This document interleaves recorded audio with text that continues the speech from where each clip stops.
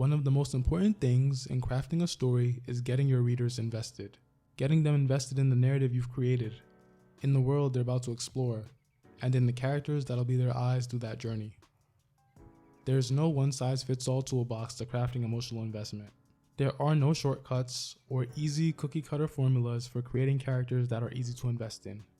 But there are tools that great writers use to invite readers to attach themselves to their characters.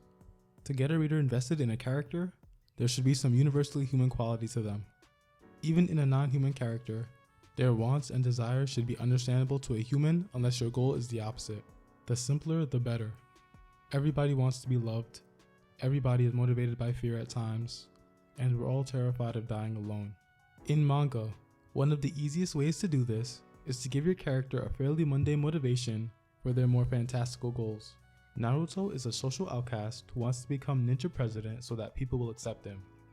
His goal, being Hokage, is fantastical, but his reason for chasing that goal, social acceptance, is entirely mundane and human. Ichigo is a grief-stricken boy who's decided to become a soul reaper to protect his loved ones.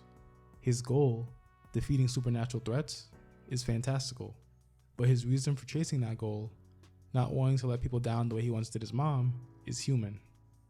Tatsuki Fujimoto is a master of mundane motivations and creating characters that readers can become invested in, and his magnum opus, Chainsawman, proves it. From the very beginning of the manga, he works to endear his readers to the main character, Denji.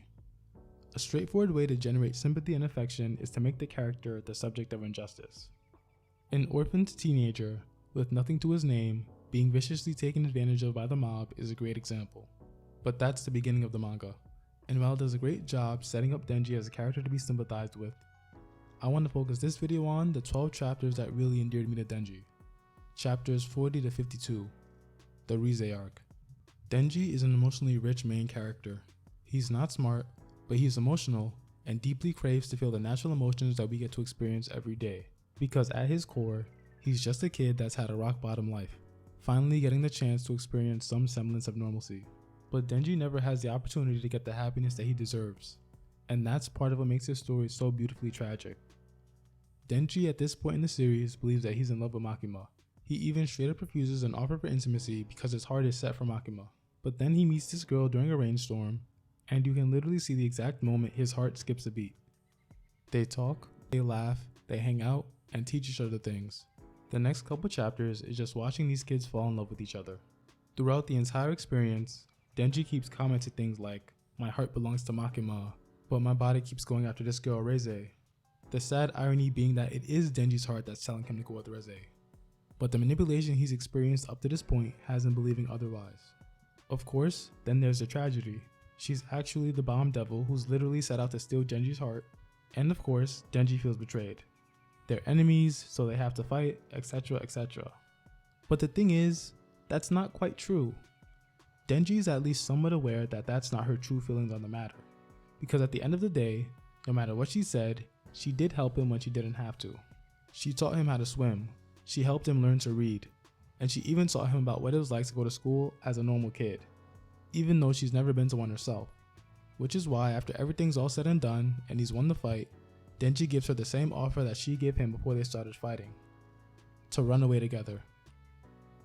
And she tries to brush him off, saying that she doesn't care for him at all, but even still, Denji says he'll wait for her at noon at the cafe where they used to hang out. And the saddest part is, he would run away with her. He tried to, and she tried to run away with him too. But as Rize desperately tries to make her way towards the cafe, Makima comes in to murder her for trying to steal away her pet, almost belittling her for her desperate want of a peaceful life. And Denji is left waiting all day and all night for her, a bundle of flowers in hand. Completely unaware of what happens, he can only come to the wrong conclusion for why she didn't show up. Makima then spends the rest of part 1 systemically torturing and mentally breaking this kid who just wanted to feel some semblance of love in the absolutely terrible life he's been dealt.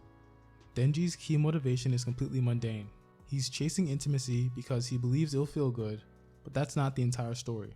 What he really wants is to love and be loved in return, but because he grew up without any sort of role model to teach him how to navigate these feelings, he's only able to articulate it through lewdness.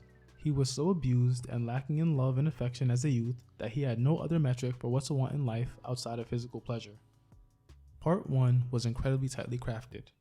It's this tragedy about how you can't shut down or run away from life's problems because people will manipulate you when you do. It's about cutting out the toxic relationships in your life, even if you still cherish them and even if it hurts. And these 12 chapters are some of my favorite. Even if you only read this arc, you'd immediately understand the gist of Denji's story and find it hard not to root for him at every leg of his journey. In just 12 chapters, Fujimoto turned Denji into one of my favorite characters ever. But that's all for now. If you liked the video, please like, comment, and subscribe. It really helps me out, and I'll see you guys next time.